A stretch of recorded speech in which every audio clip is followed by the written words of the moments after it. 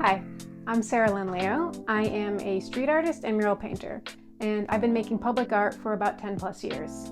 So I'd like to give a tip that I feel like is very invaluable for people just starting out. When I began painting murals for the first time, I didn't quite realize that one of the most important things you have to take into account is actually the weather. Most people tend to paint murals in the summer simply because painting outdoors in the snow just doesn't work and it sucks. But in that case, you have to make sure that you take the summer heat very seriously.